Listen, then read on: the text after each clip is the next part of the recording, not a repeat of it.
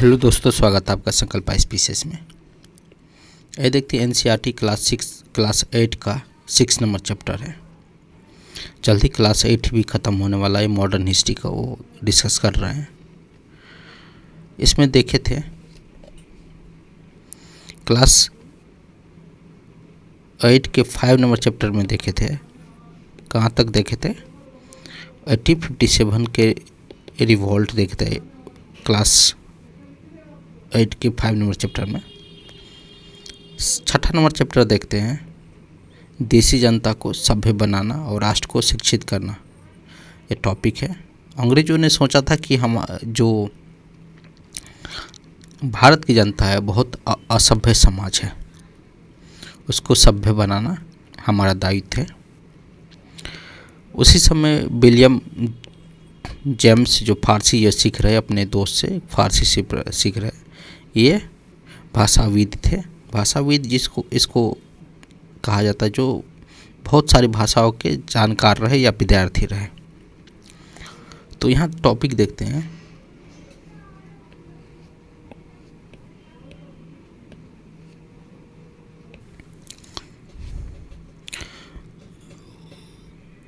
इस समय अंग्रेजी शिक्षा को किस तरह देखते थे, अंग्रेजी शिक्षा को किस तरह भारत में देखते थे। जो समाज को देखते थे 200 साल पहले किस तरह विकसित हुए थे। इस पड़ताल के दौरान हम इस बात पर भी विचार करेंगे भारतीय ने ब्रिटिश विचारों को कैसी प्रतिक्रिया दी है और इस बारे में अंग्रेज के विचार किस तरह से विकसित हुए, और भारतीयों को कैसे पढ़ाया जाए, कैसे सोचा अंग्रेज सब, इस सब के बारे में थोड़ा देखते हैं। प्राच्यवाद की परंपरा क्या है? सन 1783 में विलियम जोन्स नामक एक सज्जन कलकत्ता में आए। ये विलियम जोन्स से देख सकते हैं आप। एक ईस्ट इंडिया कंपनी, जब उन्होंने ईस्ट इंडिया कंपनी द्वारा स्थापित किए गए सुप्रीम कोर्ट की जूनियर जज के पद पर तैनात था विलियम जोन्स। वह कानून में माहिर होने के साथ साथ भाषाविद था। भाषाविद मतलब भाषाविद होने का मतलब है कि अनेक भाषा की जानकार हो या स्टूडेंट रह चुके हैं, इसको भाषाविद कहते हैं। उन्होंने ऑक्सफोर्ड में ग्रीक, लैटिन का अध्ययन किया था। वे फ्रेंच और अंग्रेजी भी जानते थे। अपने दोस्त से अरबी सीखने के अलावा फारसी भी सीख चुके थे। कलकत्ता में आने के बाद रोजाना घंटों तक संस्कृत विद्वानों से बैठकर संस्कृत की बारीकियाँ और उनकी व्याकरण और संस्कृत काव्यों का अध्ययन करने लगे थे। कुछ ही समय उन्होंने कानून, दर्शन, धर्म, जाति, राजनीति, नैतिक, अंकगणित, चिकित्सा विज्ञान और अन्य विज्ञानों की प्राचीन भारतीय पुस्तकों का भी अध्ययन शुरू कर दिया था। जोन्स ने पाया कि उस समय कलकत्ता में तैनात बहुत सारे अंग्रेज अफसर भी उनके जैसी दिलचस्पियाँ रखते थे। हेनरी टॉमस, कोलब्रुक और नेथेलियन हॉलडेट भी भारतीय भाषा सीखकर संस्कृत और फारसी की रचनाओं का अंग्रेजी में अनुवाद कर रहे थे और प्राचीन भारतीय विरासत को समझने का प्रयास कर रहे थे। इन लोगों के साथ मिलकर जोन्स ने एशियाटिक सोसाइटी का बंगाल में स्थापना की थी। थोड़ा सा याद रखिएगा, जो एशियाटिक सोसाइटी ऑफ बंगाल है, इसकी स्थापना विलियम जोन्स ने कब की थी? 1784 ईस्वी में। थोड़ा सा याद रखिएगा इसमें। और उसी एशियाटिक सोसाइटी से एशियाटिक रिसर्च नामक एक शोध पत्रिका का भी प्रकाशन शुरू कर दिया था इन्होंने। जोन्स और कोलब्रुक भारत के प्रति खास तरह के रवैया रखते थे। वे भारत और पश्चिमी दोनों की प्राचीन संस्कृतियों के प्रति गहरा आदर भाव रखते थे। उनका मानना था कि भारतीय सभ्यता प्राचीन काल से ही अपने वैभव के शिखर पर है, परंतु बाद में उनका पतन हो चला है। उनकी राय में भारत को समझने के लिए प्राचीन काल में ही लिखे गए पवित्र और कानूनी ग्रंथों को खोजना व समझना बहुत ज़रूरी है।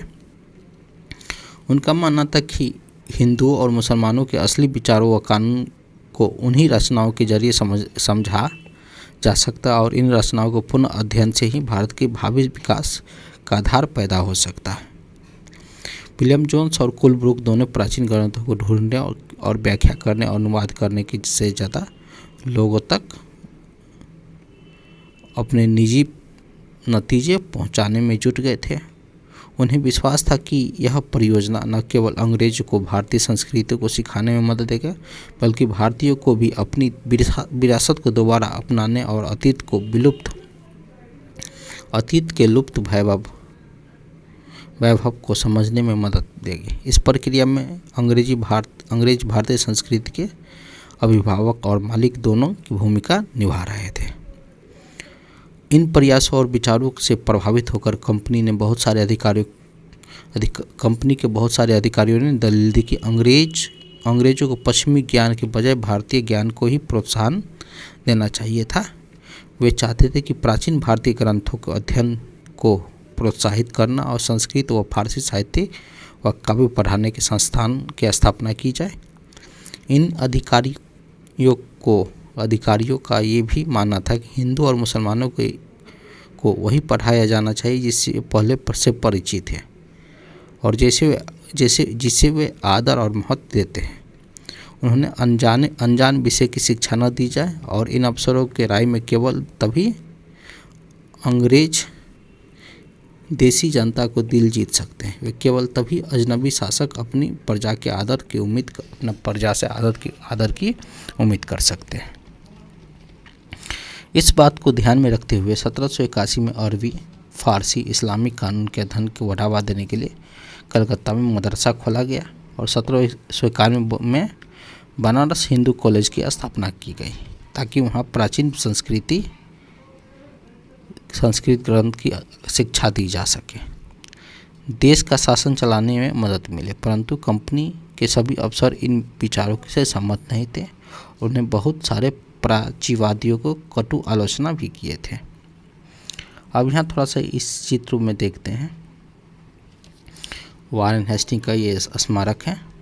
रिचर्ड बेस्ट कामोट 1730 में अब कलकत्ता स्थित विक्टोरिया मेमोरियल में। इस तस्वीर से यह पता चलता है कि भारत के ब्रिटिश सत्ता के बारे में प्राच्यवादी किस तरह सोचते थे। यह आप देख सकते हैं कि ऊपर में एक हेस्टिंग की भव्य प्रतिमा है जो प्राच्यवादियों के भारी समर्थक थे और इस तरफ पंडित और दूसरी तरफ नीचे बैठा हुआ मुंशी दिखाई दे रहा है। हेस्टिंग तथा अन्य प्राच्यवादी विद्वान जो एक तरह से पंडित और दूसरा तरफ ये दिखाई दे रहा है मुंशी दिखाई दे रहा है, जो वर्नाकुलम कूलर नाम देते हैं, जो स्थानीय लैंग्वेज होता है, रीति रिवाजों के कानून जानते हैं, उसी के बारे में लिखा रहता है। प्राच्यवादी किसको कहा जाता है? एशिया की भाषा और संस्कृति की गहन ज्ञान करने वाले को प्राच्यवाद कहता है। मुंशी ऐसे लोग जो फारसी पढ़ना और लिखना जानता है। वर्नाकुलर शब्द आमतौर पर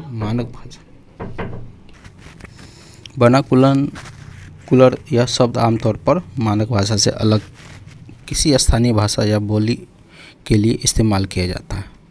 वर्नाकुलर मतलब जैसे बिहार का जो हुआ मिथिलांचल क्षेत्र में मिथिला लैंग्वेज है, उसमें लिखा हुआ शब्द को वर्नाकुलर लैंग्वेज कहते हैं। इसके बाद देखते हैं पूरब के जघन्य गलतियाँ। पूरब में वेस्ट ने जैसे यूरोपियन ने कैसे क्या क्या गलती किया उसके बारे में देखते हैं। 19वीं सदी के शुरुआत से ही बहुत सारे अंग्रेज अफसर शिक्षा के प्राच्यवादी मतलब जो एशिया की भाषा के बारे में ज्ञान रखता है दृष्टिकोण की आलोचना करने लगे थे। उनका कहना था कि पूर्वी समाजों का ज्ञान त्रुटियों से भरा हुआ अवैज्ञानिक है। उसके मुताबिक पूर्वी साहित्य अंगभीर व सहित था, इसलिए उन्हें दलील दी कि अंग्रेजों को अरबी और संस्कृत भाषा व साहित्य का अध्ययन को बढ़ावा देने में इतना खर्च नहीं करना चाहिए था। प्राच्यवादियों का हमला करने वाले जेम्स मिल प्रमुख थे। उनका विश्वास था कि अंग्रेजों को देसी जनता को खुश करने के लिए, उनका दिल जीतने के लिए, जनता की इच्छा के हिसाब से या उनकी भावनाओं को अध्ययन में रखते हुए शिक्षा नहीं देनी चाहिए था। उनकी राय में शिक्षा के जरिए उपयोगी व्यवहारिक चीज़ें का ज्ञान दिया जाना चाहिए। इसलिए भारतीयों को पूर्वी समाज के काव्य व धार्मिक साहित्यों के बजाय ये पढ़ाना चाहिए कि पश्चिम में किस तरह से वैज्ञानिक तकनीकी सफलताएं हासिल कर ली।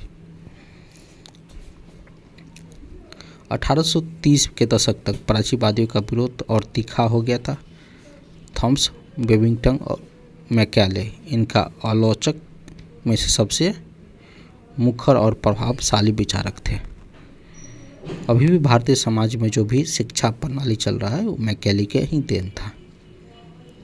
वे भारत के असभ्य देश मानते थे जिससे सभ्यता की पाठ पढ़ाना जरूरी था। कौन मानते थे? मैकॉले। मैकॉले के मुताबिक पूर्वी ज्ञान को कोई भी शाखा इंग्लैंड के प्रति समकक्ष नहीं है।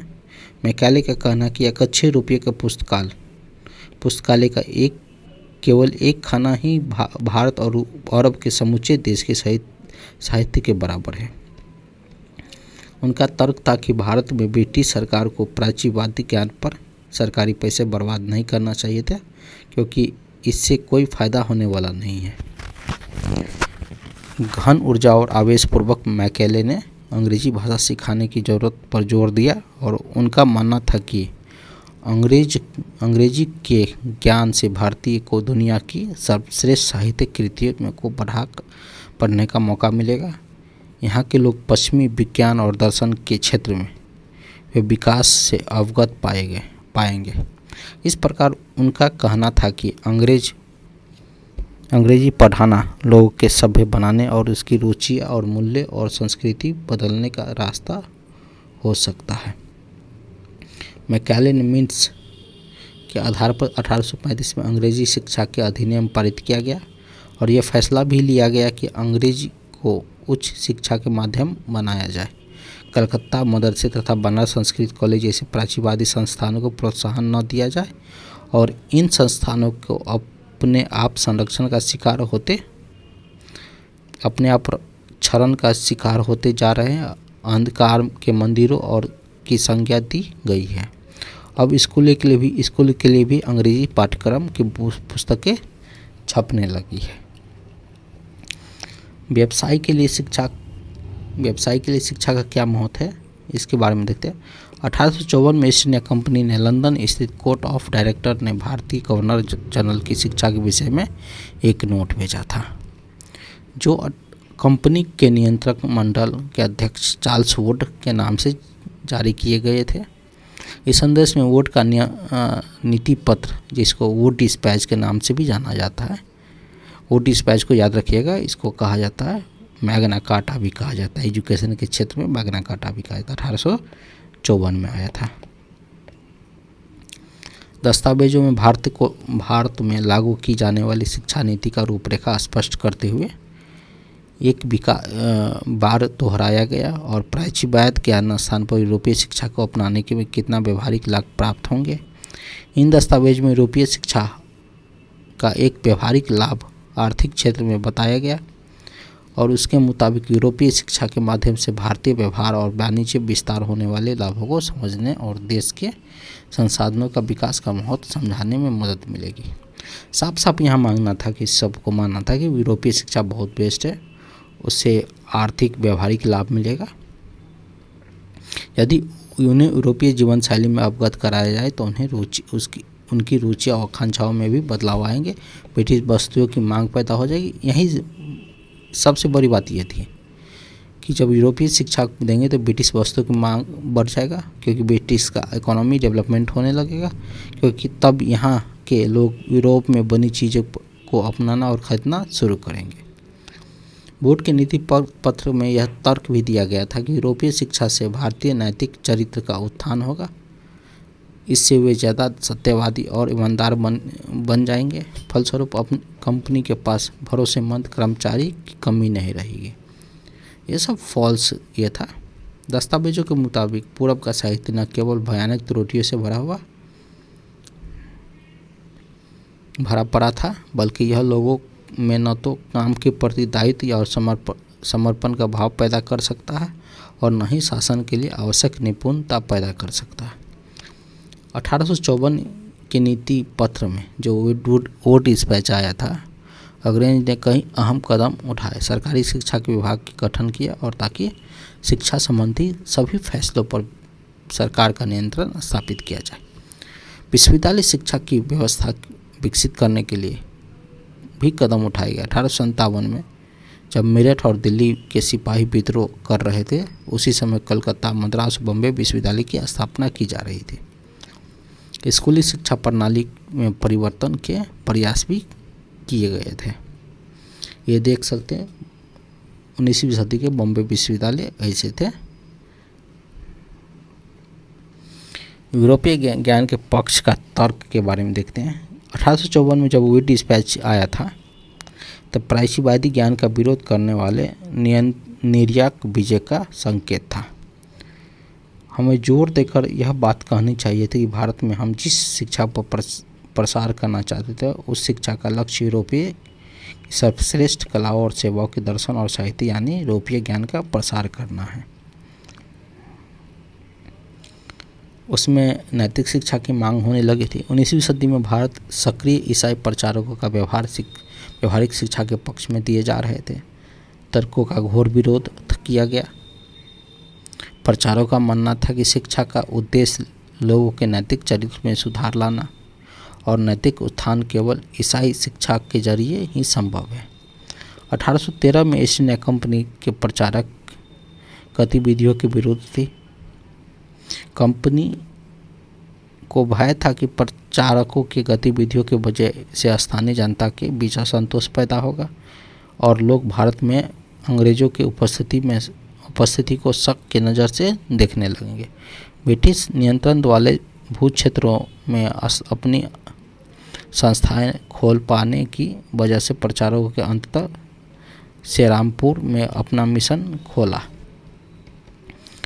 यह इलाका डेनिश ईस्ट इंडिया कंपनी के नियंत्रण में आता था। 1800 में छापाखाना लगाया गया। 1818 में कॉलेज खोला गया।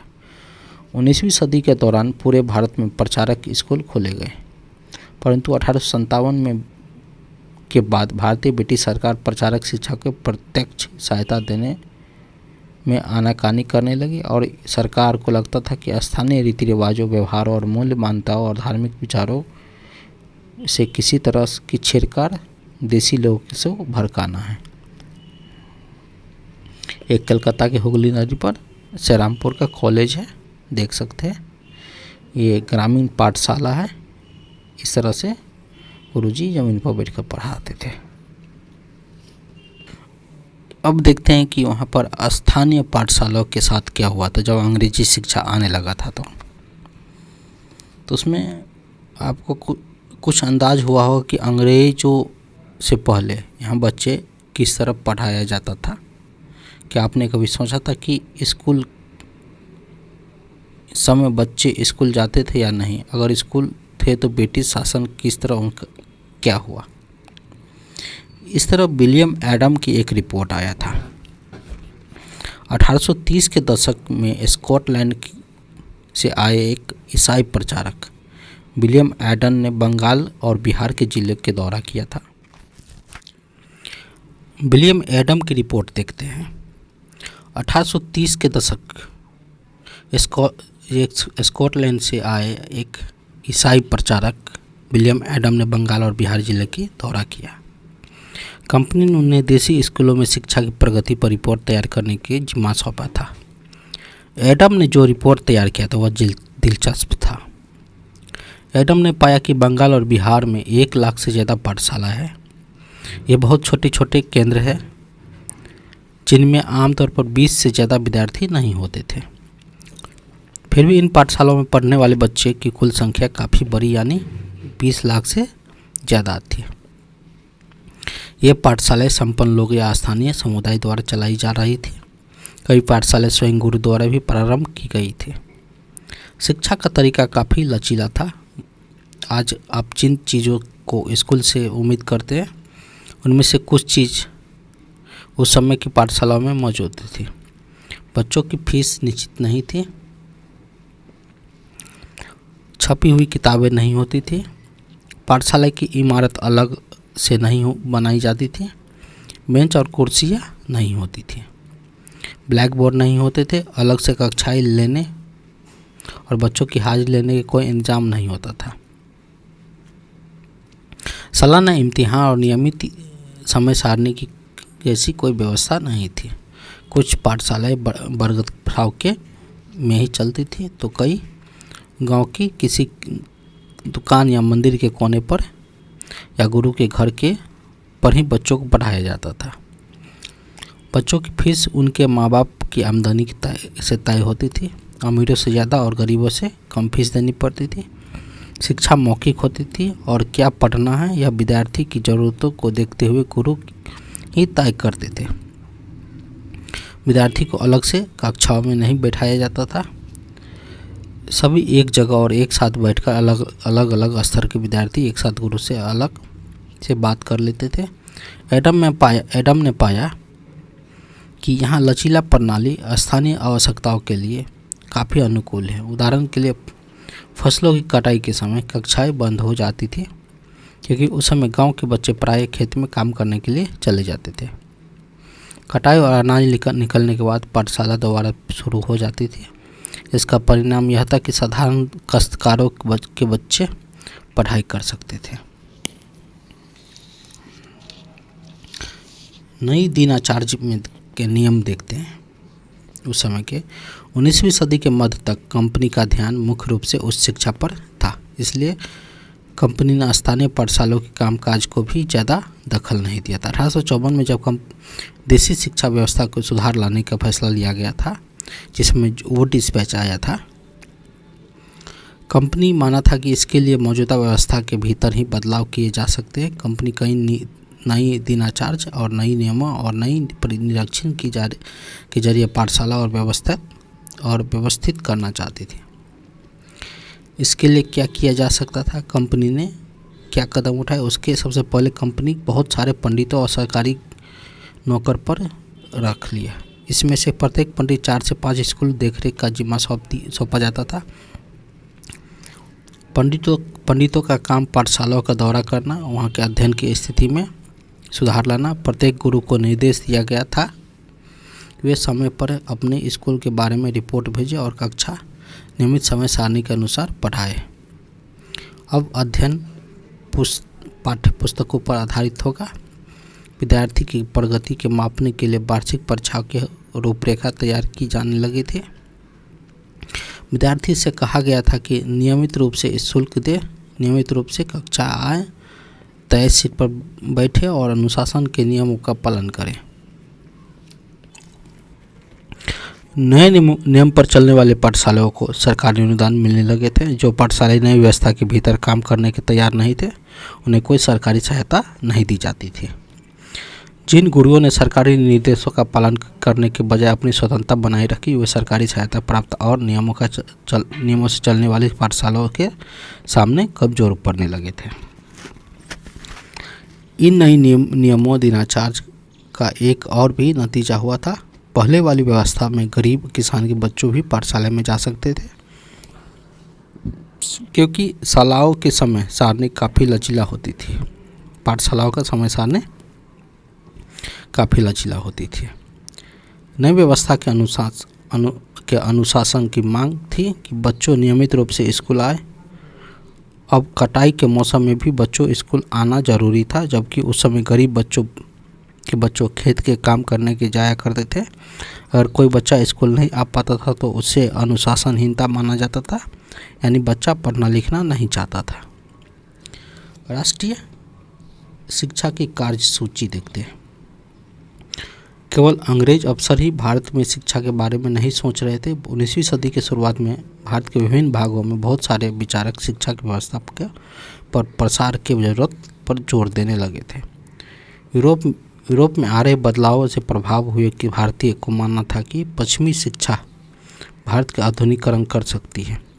उन्हें अंग्रेजों से आह्वान किया कि वे नए स्कूल, कॉलेज और विश्वविद्यालय खोले तथा शिक्षा पर ज़्यादा पैसा खर्च करें। इस दिशा में हुए प्रयासों के बारे में आप अध्याय 8 में पढ़ेंगे। परंतु बहुत सारे भारतीय पश्चिमी शिक्षा के विरोध में थे। महात्मा गांधी और रविन्द्रनाथ टैगोर इसी तरह के ये लोग थे। थोड़ा सा देखते गतिविधियाँ, ये थोड़ा सा आप देख लीजिएगा। ये अरविंद घोष है। अरविंद घोष 15 जनवरी 1908 को बॉम्बे में अपने एक संभाषण में राष्ट्रीय शिक्षा पर बोलते हुए कहा था कि लक्ष्य छात्रों को राष्ट्रीयता का भाव जागृत करना है। इसके लिए वह अपने पूर्वजों के साहसिक कार्यों पर गहराई से चिंतन करें और चिंतन करना आवश्यक होगा। शिक्षा को मातृभाषा में होना चाहिए ताकि यह अधिक से अधिक लोगों तक पहुंच सके।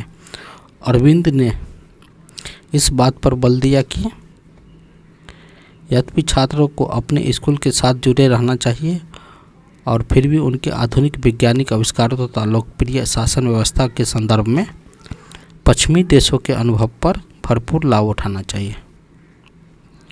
इसके अतिरिक्त छात्रों को कोई हस्तकला सिखाना भी कई हस्तकला सीखनी चाहिए ताकि वे स्कूल छोड़ने पर यथासंभव रोजगार पा सके। इसके बाद यहाँ देखते हैं, अंग्रेजी शिक्षा ने हमें गुलाम बना दिया था। किस तरह अंग्रेजी शिक्षा ने हमें गुलाम बना दिया था? महात्मा गांधी का कहना था कि औपनिवेशिक शिक्षा भारतीय के मस्तिष्क में हीनता का बोध पैदा कर दिया है। इसके प्रभाव में आकर यहाँ के लोग पश्चिमी सभ्यता के सर्वश्रेष्ठ मानने लगे हैं। अपने संस्कृति की प्रतीक वह गौरव भाव नष्ट हो गया था। महात्मा गांधी ने कहा कि इस शिक्षा के विष भरा है, यह पापपूर्ण है, इससे भारतीय को दास बना दिया है, इससे लोगों का प्रभाव डाला है। उनके मुताबिक पश्चिमी से अभिभूत, पश्चिमी से आने वाले हर चीज़ प्रशंसा करने वाले हैं। इन संस्थाओं में पढ़ने वाले भारतीय ब्रिटिश शासन की पसंद करने लगे थे। महात्मा गांधी की ऐसी शिक्षा के पक्षार्थी जो भारतीय के भीतर प्रतिष्ठा और स्वाभिमान का भाव पुनर्जीवित करे। राष्ट्रीय आंदोलन के दौरान उन्होंने विद्यार्थियों से आह्वान किया कि वे शिक्षा संस्थानों को छोड़ दें और अंग्रेजों को बताए कि अब वे गुलाम बने रहने के लिए तैयार नहीं है। महात्मा गांधी की दृढ़ मान्यता थी कि शिक्षा केवल भारतीय भाषाओं में ही दी जानी चाहिए।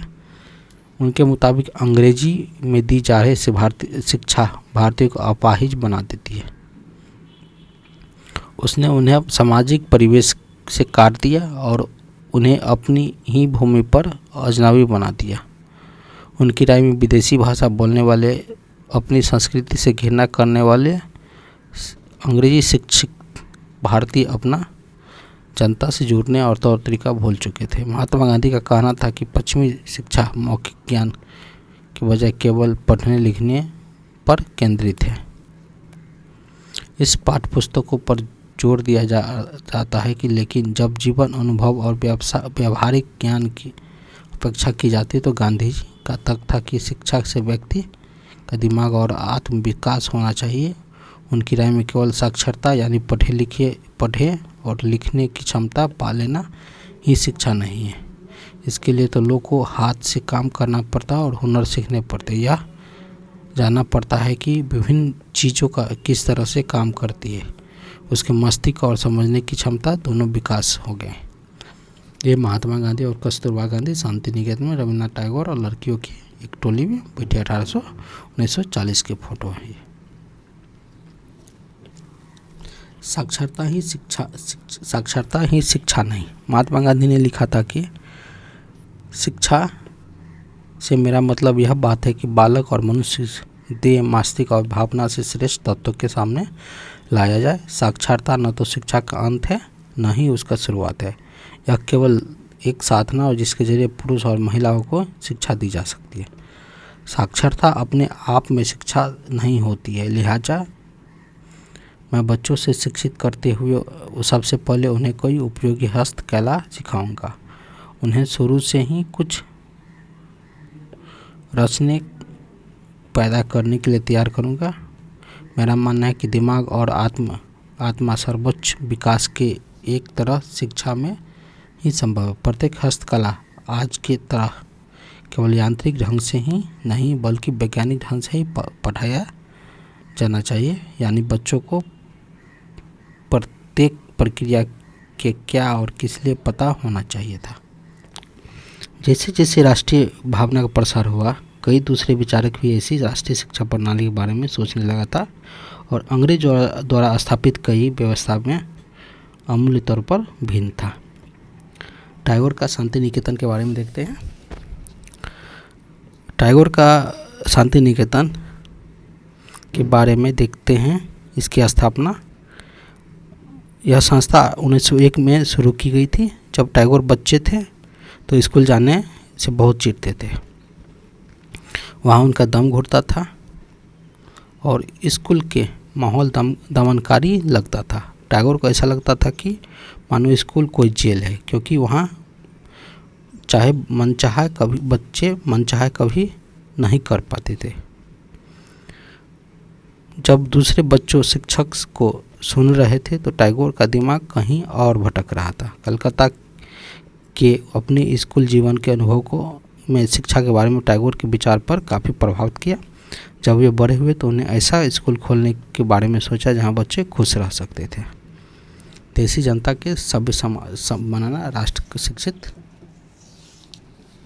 करना, जहां वे मुक्त रचनाशील हो, जहां वे अपने विचार और आकांक्षाओं को समझ सके। टैगोर ने लगता था कि बचपन का समय अपने आप सीखने का समय होना चाहिए था।